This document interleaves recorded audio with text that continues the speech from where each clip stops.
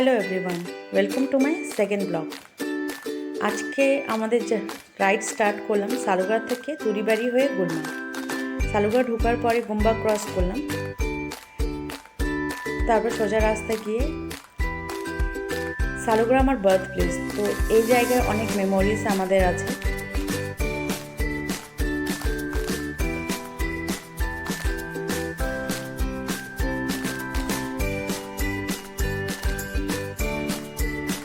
তারপর ঢুকে গেলাম আমরা বেঙ্গল সাফারি রাস্তায়।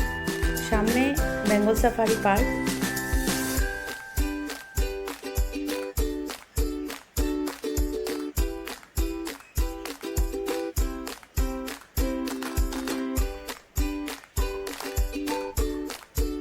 এখন বাজে সকাল 5টা, আর সকালে ওয়েদার খুব সুন্দর ছিল।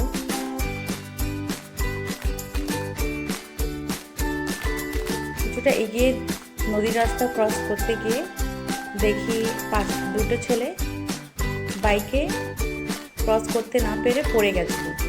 তো রিস্ক নিতে ইচ্ছা করছিল না, বাট তবু রিস্ক নিতেই হবে। তো আমরা রিস্ক নিয়ে নদীর রাস্তা ক্রস করতে দেখি ফাইনালি আমরা ক্রস করে নিয়েছি। সামনে একটা আশ্রম আছে। আশ্রমটা অনেকবার দেখেছি, বাট কোনোদিন ঢুকিনি। তো আজকে ডিসাইড করলাম কি একটু ঢুকে দেখি আশ্রম।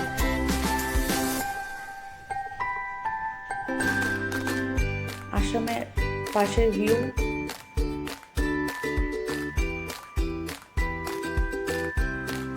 সামনে গাছ, পাশে পাহাড়, খুব সুন্দর লাগছিল সকালে।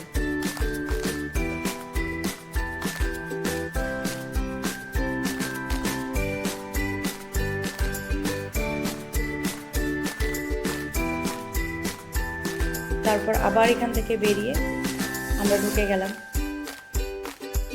নদীর রাস্তায়। ফাইনালি মিলন মোড়ে কিছুক্ষণ দাঁড়ানোর পরেই